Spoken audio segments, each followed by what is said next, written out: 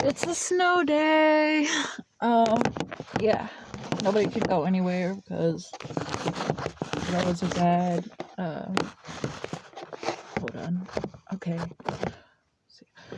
All right. So this video is gonna be about 8 close encounters that I've had with death.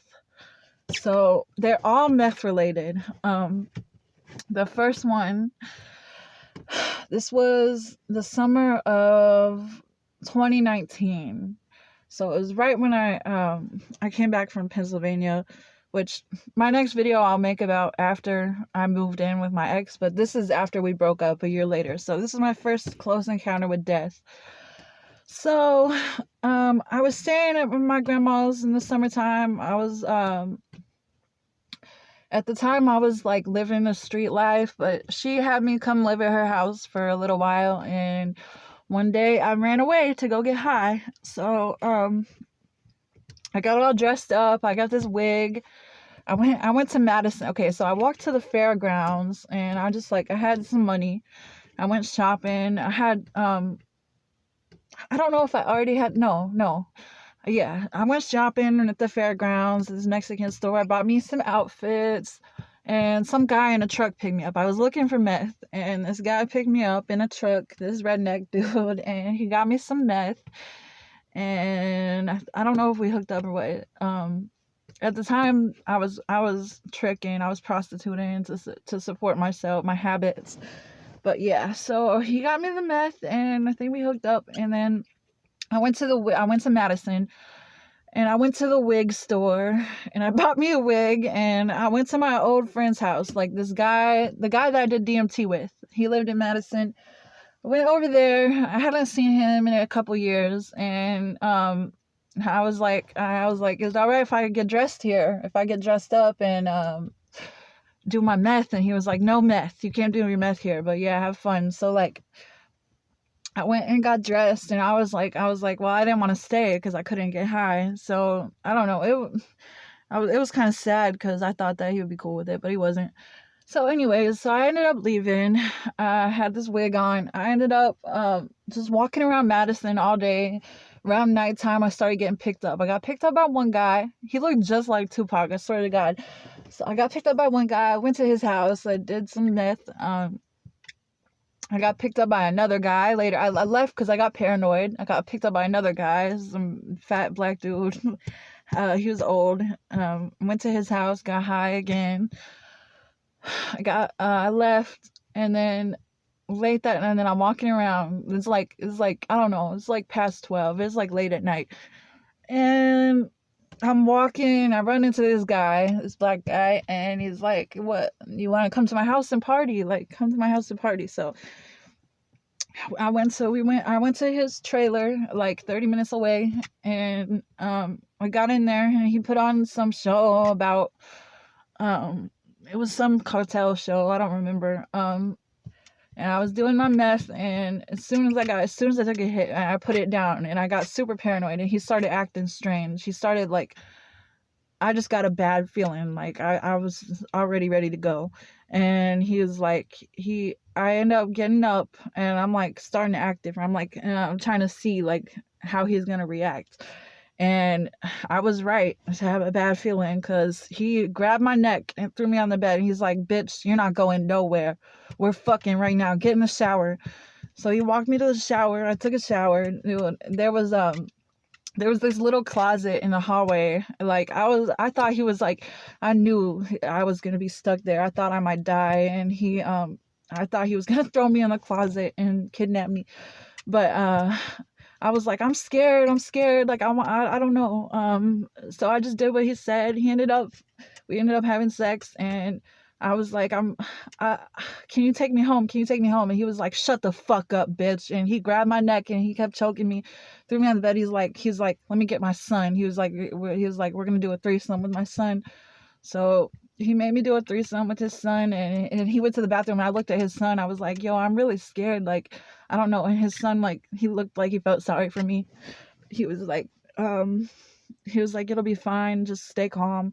Like, yeah. So after he was done with me, he went to the other room, and after we were all done, like, Luckily, he didn't pull out a knife. I seen knives in the kitchen, and I was so fucking scared. But he was mean, dude. But after we were done, he was like, "All right, I'll take you home. You're lucky, bitch." And yeah, he took me back to Harding Place. He dropped me off at Harding Place, and I walked home. I never told anybody about this, but that was super scary. I thought I was gonna die. Yeah. So that was the first time. Let's see. The second time. Okay. This was a year later. This is February 2020. February 2020, I had gone to, I'll make a whole video about everything that happened during this time, but I had gone to Kentucky. It might have been 9 times actually, but yeah, I went to Kentucky and I was going to rehab. 4 days into my rehab, I said, fuck this. I checked myself out against medical advice and I decided to run the streets of Kentucky. I was there for about a month running the streets, but one night, I was tripping. I was having a bad trip, talking to myself, like walking around. Some old lady picked me up. She was like, I should have took her advice. She was like, I told her about my situation. I got to rehab. I checked myself out, and I'm just wandering the streets. And she's like, why don't you call your grandma? Like, I'll help you get home. And I was like, no, fuck that. I want to get high. So she took me to this gas station in the hood. Which I was already familiar with, but I was 30 minutes. Like, I was all over Kentucky, man. Bowling Green and everywhere, like all over Bowling Green, and then the surrounding areas of Bowling Green and Russellville. But yeah, so I had already gotten myself familiar with the area. So she took me back to the area that I knew in the hood. And I went to the gas station. She dropped me off there, and there was some police there. They ended up questioning me. Like, they could tell I was high because when they dropped me off, like, I was just kind of like standing there talking to myself. And luckily, well, I did have meth on me, but luckily they didn't search me or anything. So I went to this alleyway near the gas station, and I'm sitting against the wall talking to myself. I had this like crazy trip going on. Like, I thought that that God was like this alien. That I thought that I had this trip that I was like my whole family, like I had gotten my family kidnapped by this alien, and that's what this life was. And he was like this drama writer, and I was just playing the part in his drama, and my whole family, like, he erased my memory, but he was telling me like a little bit at a time, like as I'm doing the meth, like he was gonna tell me what was going on, and like how my family was in danger, and they locked us in these human bodies and like made us play these roles, and that they were getting tortured behind my back, and it was like he was obsessed with me, and it was all just a trick, just to, like, I don't know, it was crazy. So I was tripping. I'm sitting there talking to myself. This black guy comes up, and he's like, you want to come to my house and party? Like, I'm like, fuck yeah. So go to his house. We're listening to rap videos. I'm telling him I do meth and stuff, but like, at the time I was super paranoid. As soon as I took out my drug, well, he left. He had somebody come over. He was gonna bring some meth, but he didn't end up getting the meth. And as soon as that person left, I took out my pipe and I set it down. I didn't get a chance to hit it because that's when things went dark. It's like the same thing as last time. He's like, bitch, you're not fucking going anywhere. I was like, can I pee? He was like, I'll have to take you. So he took me to the bathroom, let me pee. He ended up choking me out. He threw me on the bed. I was tripping at the time. Like, I thought that, like, pretty much I had this idea in my head, like, everybody was the same person in my head. Like, people were watching me. They were all my family, like, they're the same people as everybody that I ever met. It was just an actor, just another member of my family. And like, I don't know, they were gonna let this happen to me. And I was like, I know who you are. I was like, you know me. How could you do this to me? Yeah, he was like, you're lucky I don't kill you, bitch. Like, he choked me. He made me have sex, and then he walked me to the living room. I got a feeling not to ask to leave. Like, I had a bad feeling, like, because he was like, do you want to be with me? Like, you want to be with me, you're gonna stay here, you're gonna be my wife, like, you're not going nowhere, fuck that. He grabbed a knife, he held me a knife point, and he made me have sex with him with a knife point, and I was so fucking scared. And pretty much just the rest of the night, he made me have sex with him, like, all night. And in the morning time, um I started like I tried to go to sleep. Like he were laying with me. He like held me down and made me lay with him all night, and I fell asleep for like 2 hours. I was super uncomfortable. Like I was really sore. It hurt. And um yeah, but the morning time, he was like, look, I'm gonna take you out, we're gonna go get breakfast. I'm like, oh my god, thank God. So we walked to the gas station. As soon as we get to the gas station and we're around people, I'm like, I'm leaving. Yeah, so I got away. Thank God he didn't kill me. I'm like, so he was like, fine, I'll walk you to the shelter. So I ended up going to the shelter. Yeah, so that was really scary. A few days later, third encounter close to death. So this is the third time I ever went to jail.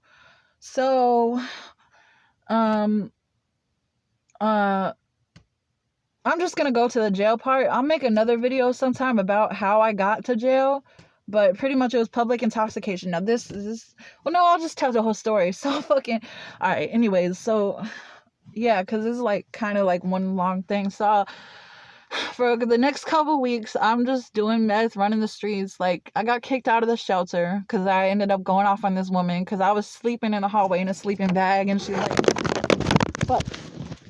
She was like, you can't do that. You need to go. And I'm like, you fucking bitch. Like, I'm homeless. Anyways, like, I was super high because I kept leaving the shelter to get high and coming back, and I was just acting out. And, so, I'm like running the streets, like going crazy, like tripping, talking to buildings, like talking to myself for days. A lot of stuff happened, but, so one night I'm like really high, walking through a graveyard. I'm talking to myself. I'm like crying over my ex. Like I'm still depressed over my ex. I'm mad that I'm tricking myself out doing this shit. This guy picked me up. He looked just like Butthead. He's like, come on, like it was like 3 a.m. At the graveyard, and he picked me up out the graveyard. And as soon as I walked to the street from the graveyard, I'm like, I had all these ideas in my head. Like, I'm just gonna live in the street here. I'm gonna live outside. I'm gonna make my life outside here. Yeah.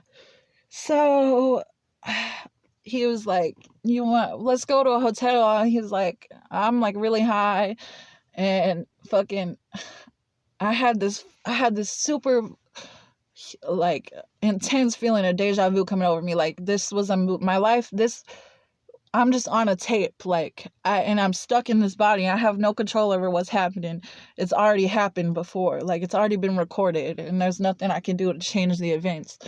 And like, we're in the car, and we're gonna go to a hotel. I told him, yeah, I do meth, and he's like, me too. And I'm looking outside the windshield, and I start seeing, like, I start tripping. I see these like faces of devils, just demons, like of lights, just like all these crazy faces. And I'm like, whoa. And that's when I had the feeling like this has definitely happened before, and this was all planned. And he literally turns into Butthead from Beavis and Butthead, and I'm Beavis and he's Butthead. And yeah, so we get to the hotel, and like I'm all fidgety. Like once again, it's like the same thing, but like he was nicer than the other guys. But yeah, so I take out the meth pipe, and I'm like, I'm too paranoid to smoke it because I'm like, I'm trying to figure out if this guy's gonna be crazy, if I'm gonna be able to get away or not. And he was like, yeah, I'll work with the police, so you better listen to me because I can have you arrested like that. He choked me and put me down in the bed. He made me have sex with him.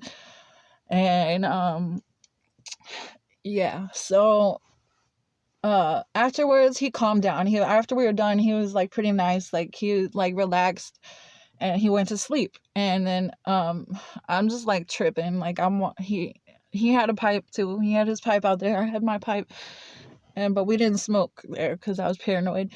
But yeah, he went to sleep, and then I literally had a vision of a cigarette burning in his neck. Like I literally started tripping. I seen a cigarette burn a hole in his neck as he's laying there sleeping. I'm like, I want to get the fuck out of here. Like, so I take his pipe, I take my pipe, and I sneak out.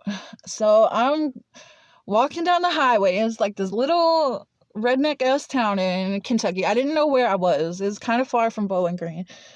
But yeah, so I have his pipe, I have my pipe. I'm like trying to make it down the highway. I was gonna go hitchhike down the interstate I'm walking down the interstate and I can't make it very far because the road becomes too narrow for me to make this. So I walk back. I'm walking through there's two hotels. There's the two hotels and there's like this giant there's a giant field in between the two hotels. And I'm just walking through the field for a couple hours, just chilling in the field, hoping I don't run into this guy again, trying to figure out what I'm gonna do the next day. Like, so it's like getting close to morning time. Like, I haven't slept for days. I see my ex and this other guy that I know that I smoke crack with. Like, I have a vision of both of them coming up to me with chainsaws, like demons. Like, literally, I see them coming up the field, my ex and this guy with chainsaws, and like as they get closer they disappear, and I'm just tripping. Like, this is a bad trip. I was like, wow. I was like, I almost wanted to run towards them. I'm like, what the fuck. So like, it becomes morning time. I chill at the gas station for a while. I'm trying to get money. I'm trying to get a ride. I'm not finding nobody. I end up wandering off this country road, like way far up this country road of farms. And I walk for about 30 minutes and I'm hearing voices in my head. And I just start tripping. Like, I start hearing voices of like, I don't even remember what they were saying, but they were getting mad. Like, as I was coming up further, like exploring the town, this farm road, they were getting angrier and angrier. And I start seeing and then there's this huge dog. There's a huge dog that comes out, and he starts following me. And I'm like, I turn around at that point. I'm like, I'm gonna go back to the gas station. Hopefully, I don't run into this guy. So I turn around and I walk back to the gas station. The dogs followed me. Two big dogs followed me all the way back to the gas station. It was almost like they were walking me out of there, like warning me, like, don't go down this road. So I'm sitting at the gas station for a couple hours trying to get money. I end up walking up to this little store. This little like stores. It's like a car shop, like really close to the hotels. And then I end up talking to the police. The police are there. I'm like, yo, I need a ride back to Bowling Green. So like, I talked to the police, and they're gonna try to find me a ride. Luckily, they didn't search me. Like, I tried to sneak in the bathroom and smoke, but I thought that the door, like, this is the first time like I started like feeling like when I'm smoking, like I'm gonna get trapped in a room. Like, if I took a hit, the door was gonna lock on me. I was gonna go to hell, and the door was gonna be locked. So I was like, no. Yeah. So I'm sitting there chilling, waiting for a ride. The police said he's gonna ask his friend to give me a ride. I'm walking back and forth, just up and down this little shopping center. And sure enough, the guy from the night before pulls up, and he's like, get in the car. What the fuck? Like, get in the car. I'll give you a ride back. So I get in the car, and I'm like, I stole your pipe. I'm sorry. So he's like, it's fine, whatever. Um, I'm trying to smoke this shit, and this was the most cut shit I've ever had before. It had the nastiest fucking taste I've ever tasted. So I'm trying to smoke that shit, and I can't smoke it. Like, it's not working. Like, I'm like, what is this? Like, oh my God, I was pissed. But I'm still high. I'm just like, yeah, okay, cool. Like, I guess he was like, yeah, we're gonna go to my mom's and chill. Like, we can get more drugs. And we get there, we get to Bowling Green, and he takes me to Sonic, and he gets me a shake.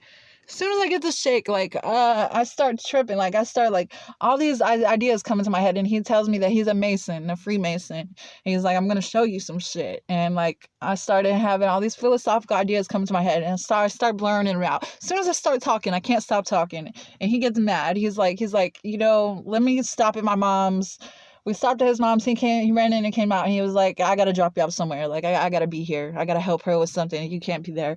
I'm pissed off. I'm like, everything's going good. Like, we're fine now. And like, all this, I was so happy that I was tripping and things were going better. But he got mad at me for some reason. He was like, you gotta go. So he dropped me off somewhere. And I'm walking, talking to myself. And so I go into this gas station, and for some reason, like, my dumbass, I was already having a good trip. I go into the gas station, I try to hit that shit again. Immediately, as soon as I take a hit, bugs started popping out of my leg. I'm not even kidding. This really happened. Like, it was a curse. Like, it was a curse. and these bugs started crawling from my lips, and they started popping out of my skin, and my mouth starts cracking up really dry, and literally bugs were crawling out of my mouth. So I run out of the gas station, I throw the milkshake away, I throw the pipe away in the bathroom, and I'm like crying. I'm running out of the gas station crying. I'm like, what the fuck?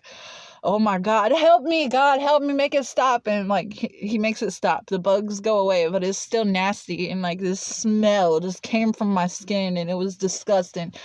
I wander off into a cornfield. I'm talking to myself, walking into this cornfield. I hear the voice of my ex and this other guy that I was seeing, they're both crackheads. Like, that's why how this is all related. These are the people that got me into crack. So that which is what changed my brain. Like, that's how, like, all the magical stuff that I started getting into black magic and all that shit was when I started smoking crack. And these are the two crackheads that I knew. I hear voices of them arguing in their head over me, and I'm like trying to talk to them, and like they tell me, like, there's a voice that tells me, this is corn, this is corn, this is corn. So I go into the cornfield, literally, and like I had this overwhelming feeling everything was gonna be fine, but the more that I kept talking, I was digging myself into a hole. I don't even remember what I was saying, but I couldn't stop talking, and I talked myself down, down, down, and like I'm thinking, like, I start to, like, because at first it was like, oh my God, like, everything was like, the way that I was interacting with the landscape and everything was talking to me, and it was like, I was super happy. I was like, whoa, like, everything's awake. And then, like, the more that I keep talking, it just dies. And like, by the end of the conversation, I fall down in the cornfield. I fall to my knees, and I'm just crying. I'm like, what have I gotten myself into? What the fuck is this? So I fall asleep. I talked myself to sleep for like a couple hours, and I get up and I'm crying. I'm like, he was in my voice, and my ex was like, this is why we didn't work out, because you're fucking stupid. You're crazy. Like, you can't shut up. So yeah, I was pissed off. And they were like, you're just corny. So I'm walking, I run into this high school. And I'm tripping. I see my ex standing under the bleachers, and I start crying. Like, he's not there. This is all in my head. And I'm just crying. I'm like, no, like, I miss him so much. Like, what the fuck have I got myself into? I just want to die. Like, what the hell? So I'm crying. I end up circling around to this gas station, and sure enough, the cops show up, pull up on me, and she slaps the handcuffs on me. She's like, they saw you on school property. Yeah. She was like, what's wrong with you? Because I'm just crying. I'm like, no, you can't do this. And she's like, we know you're on something. I'm like, I'm on meth. And she's like, all right, you're going to go in for public intoxication. They take me to this weird jail. It's like not a normal jail. It's the police headquarters. They take me to police headquarters. I sit in this room for a few hours. They bring in some other guy that was high. Like, I'm talking to myself, like, I still feel the bugs crawling around my chest. Like, there's, like, I was tripping. I thought that these bugs had laid an egg sac in my chest, and that I was pregnant with a baby, an alien baby made of meth bugs. They gave me an x-ray. They gave me an x-ray, and there's like something in there. They said there's something in there. Like, I'm tripping. Like, they're fucking with me. Because like they knew I was high.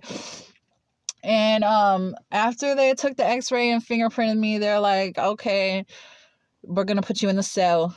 I had never been in a cell by myself before. It was not what I expected, dude.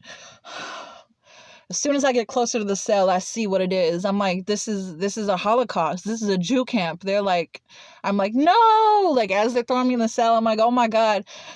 All I have is a toilet, and there's a giant drain in there. A giant, just like with huge holes. Like, I mean, talking like one of the biggest drains I've ever seen. No bed. It's just it's a tiny cement room. No bed, just a toilet and a drain. And I'm sitting there, and I start hysterically laughing because I'm looking at the toilet. The toilet has a face, and it's talking to me. It's like, this is it. Like, this is it. You're done. Life is over. Like, you're a Jew. Like, your family is done with you. Like, you're part of this big family, and they're going to kill you now.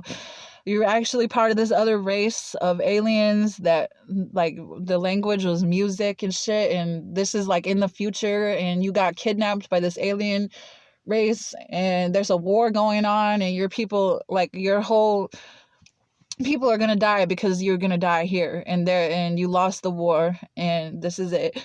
Like you could have had a chance to become one of us, but you failed because you did the meth, and the meth, like, it was a test. It was a test that I failed, and they were gonna kill my people, and they were gonna, through me, like my whole race like was trapped inside my DNA, and they put me, these aliens kidnapped me and put me in this human body and wrote this long story to see what I would do, and they were gonna kill all of our, they hated us, they hate our people. Like, so I'm like screaming, and I start hearing people talking through the drain, and they're like, this is your other family, like this is their other family related to you, like these are the other people that have been kidnapped, and you're gonna die with this, so you're not the only one. And I'm like, what is going on? Like, somebody help, tell me what's going on. And then there's I hear a voice, like all these voices telling me, like, yeah, this is a Jew camp, like you didn't know that, like it's over. They all knew who I was, but I was the only one that didn't know what was going on, and like, because I was like the last one that had a chance to survive it, and I couldn't save them. And I started hearing these instructions. It's like Saw. They're like, you only have a certain amount of body movements that you can make, and so something bad happens, like the wall's gonna crash in on you, like you might lose movement, you might become paralyzed, like your legs, you don't have that long to live here. And so like I'm like, they're like, don't move any position, because you only have a certain amount of positions that you can move. And so like I'm sitting there frozen, my legs frozen. I'm looking, there's a little tiny window on the door. I see my ex's face pop up in the window, and I'm like, how could you let this fucking happen to me? I'm thinking like, oh my God, like if I could just see him one last time. I'm like, do they let us see each other? I'm screaming through the drains. Like, people are telling me, I don't remember what everything everybody said. There was a woman's voice, there was two men. Um, and like as I'm crying, I'm like, oh yeah, one of the guys says, he's like talking as if we were Jews. He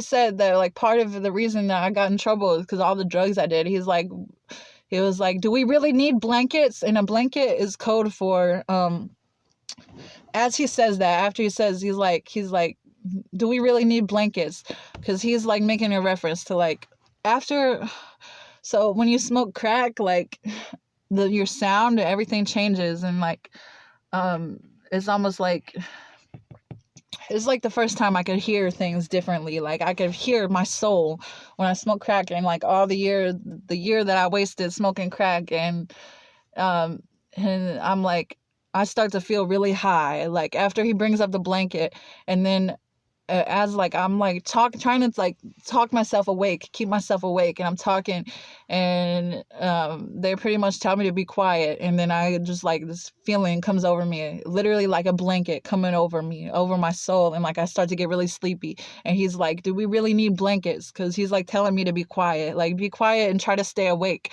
because when you fall asleep, like it's gonna be over. Yeah, so that was a blanket.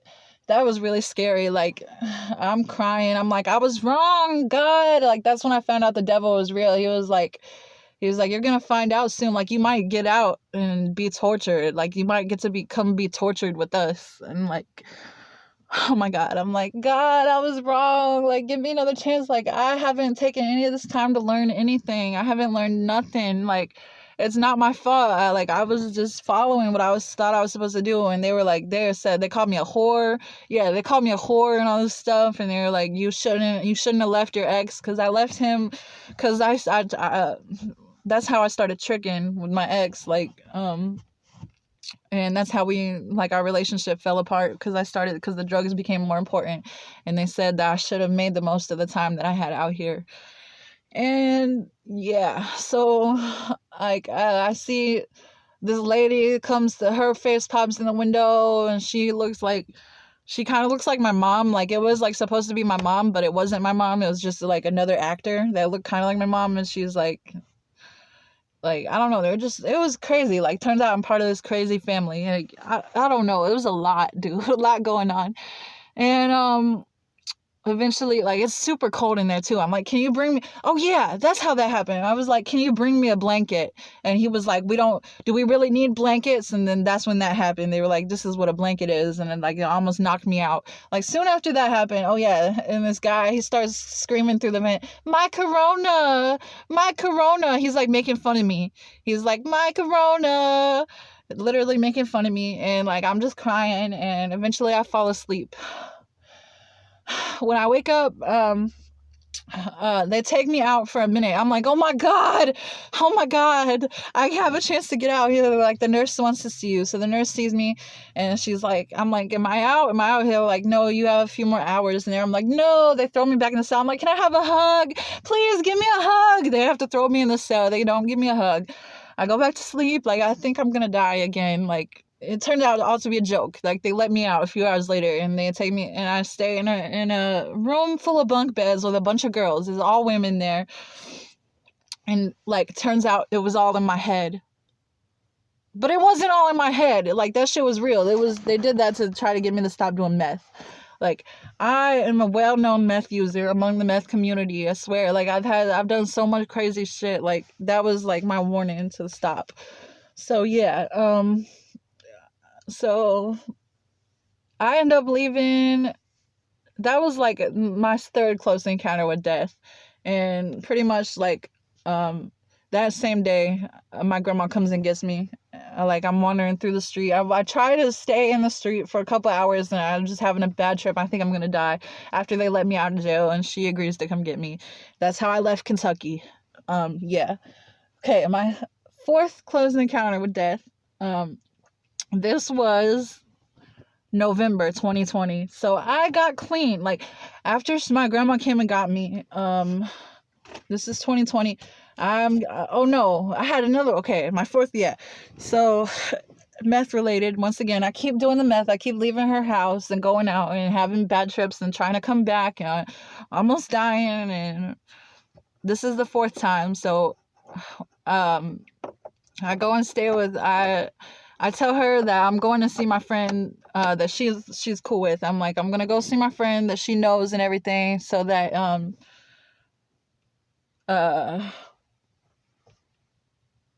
yeah. So she didn't suspect I was doing. I was like, no, like, you know him. Like, I'm not gonna do meth, and it was like somebody that she knew. So I go to his house. We hook up, and like I feel really bad because I'm just like, can you give me some money? Give me some money. And I'm like, can you take me to my friend's house? And he was like, you know, your grandma's going to kick you out if she finds out that you're not with me. I'm like, yeah, I don't care. I just want to get high. Like, this is my chance to get away and get high. This is the last time I got high before I got sober for 6 months. So I go to my friend's apartment. I get some meth, and like, we're smoking, and we play cards, and it's all good at first. Like, this is the first time in a long time that I actually had like a good time where I wasn't paranoid. We're listening to music, and then eventually we get in an argument. I don't remember why, but he's like pretty much saying whatever he can to get me to leave. Like, kind of being sarcastic. Like, he was like, I don't know. He was like, you don't love me, all this stuff. Like, I don't know. He acted like he wanted me to be his girlfriend, but he was really saying that he didn't want me to be. Like, he wanted me to leave. So, like, my feelings were hurt. So we got in an argument. I'm like, I know what you're really trying to say. Like, bye. So I walk around all night. Like, I go to this laundromat. I go to a laundromat, and all night laundromat. I duck down under a table and start to take a hit. As soon as I start to take a hit, this alarm goes off. Woo, woo, woo. It's like Breaking Bad, like I swear to God. So I ran out as fast as I could and ran up the road and got away. Luckily, the cops didn't come. So I'm walking. It's like getting to be like 4 a.m. Like, I walk up to the end, all the way to the end of Nolensville. Like, cause I live around the zoo. My friend's apartment was at Harding Place. I walked from Harding Place all the way up to around Tusculum.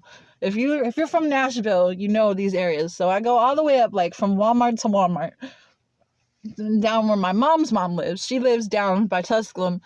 Down by the other Walmart. And like, so, oh yeah, another thing that was going on, my mom was coming to visit from Philly. She was coming to visit that day, and I was supposed to stay home. And yeah, I knew she was gonna be there, and that's why, like, I went down to that area, because I was talking to myself, and I like, okay, so I'm walking, and then like all of a sudden, like, I start hearing these voices in my head telling me, like, you don't know what the street is. It's like everything can change in an instant. You could fall 1,000 feet. Like, all of a sudden the ground could fall underneath you. I'm talking to the voices in my head. and I'm like, I think the ground is gonna collapse under me. So I start running. I start running up this hill. I hear voices like coming after me, like they're like, all of a sudden it turns into like a video game. I'm running up this hill and like my knee starts hurting, like my body, like all my muscles cramp up. I'm like, oh my god, like what the fuck, like so I run up the hill, and I'm like, I'm just running because I think that the ground is gonna collapse under me. So I'm running back and forth on the sidewalk, like screaming. I'm literally screaming at the top of my lungs, ah! This woman stops and she's like, what's wrong with you? And like, I don't want to go to jail. I have 2 pipes on me. I had a bunch of meth.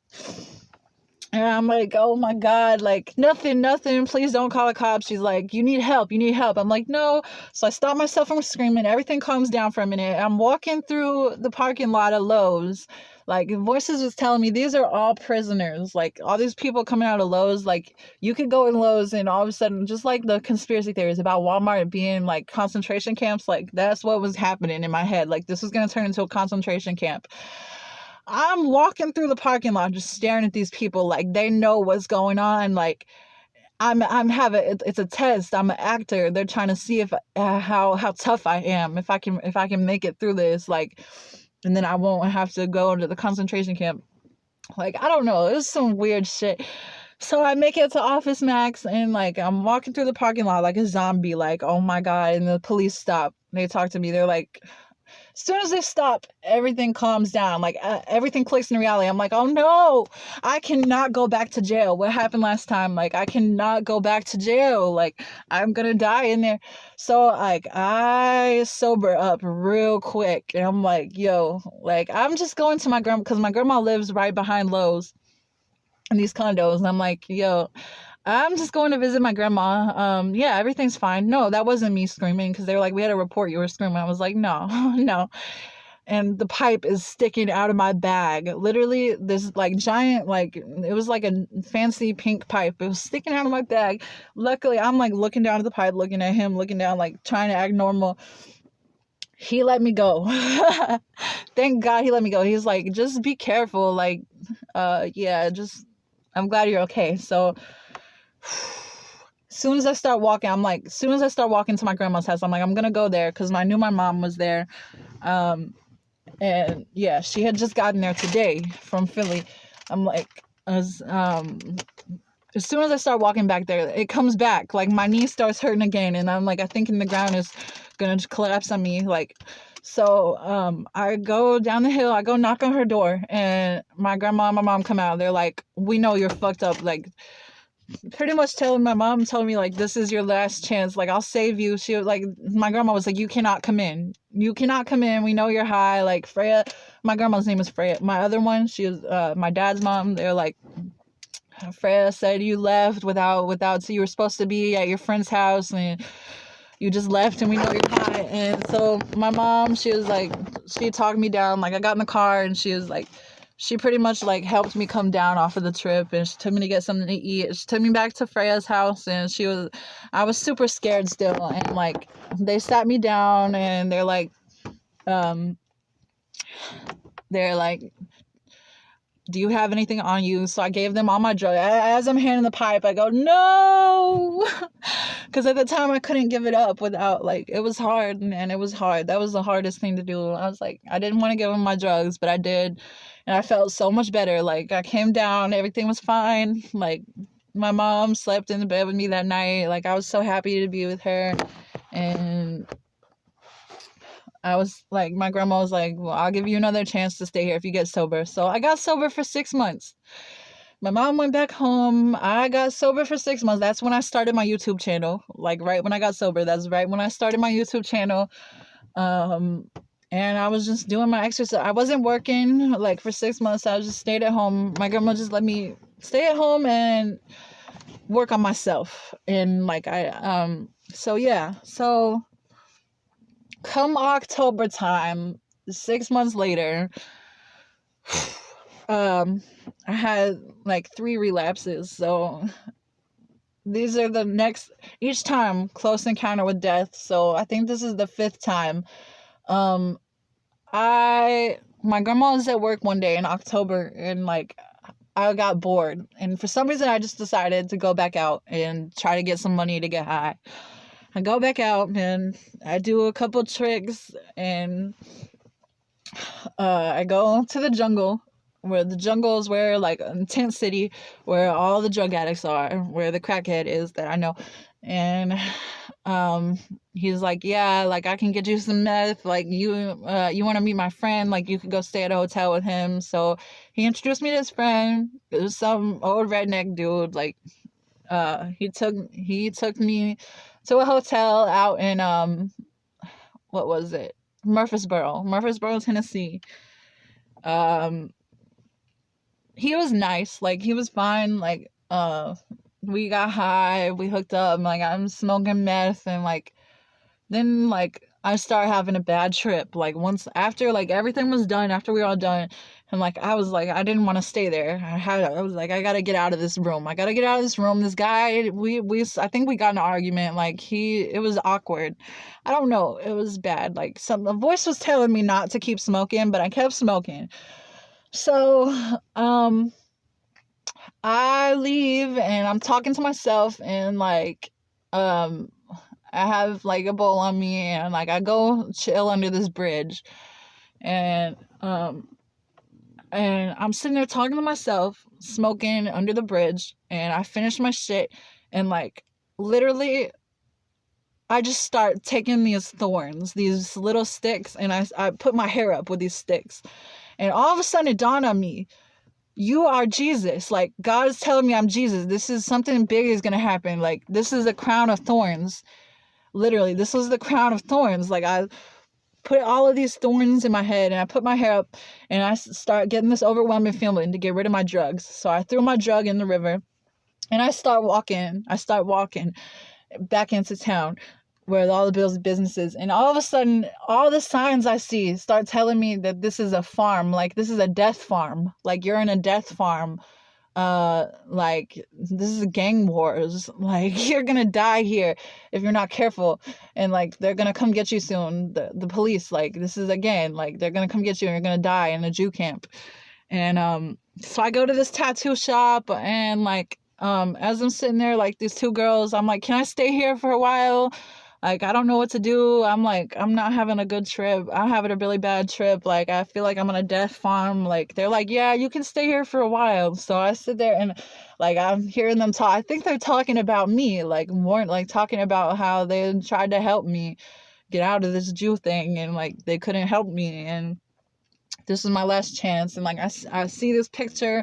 I see this picture on, like, this tattoo on the side of the shop that looks, it's like me, but it's like a girl. Like, her body is like all deformed, and is like, her body was deformed, and like, to me that was a sign of that's what the meth was doing to me, and that there was only a certain so far you could go before you die. So yeah, so as soon as like I'm sitting there for a while, and like, the ground starts to become unstable, and I can't sit down. Like, it's like this chair was trying to push me out of my seat, like, I swear to God. So I get up, I start walking in circles. I'm trying to sit down, I can't sit down. Like, I think the ground is about to start collapsing again. And the voice tells me, get the crowns out of your hair right now, the thorns, because if you go to jail and you're locked in the cell, you need to take the thorns out of your hair, or you won't be able to speak. Like, something, like, it literally twisted up my body. When I put the thorns in my hair, it twisted it and deformed my body to where, like, I only has like so long before I wouldn't be able to speak. Like, they said, if you get the thorns out of your hair before they arrest you, you'll at least be able to breathe in the cell. But if you get the thorns stuck in your hair, you won't be able to breathe. Like, you'll be suffocated to death in the cell, in a gas cell.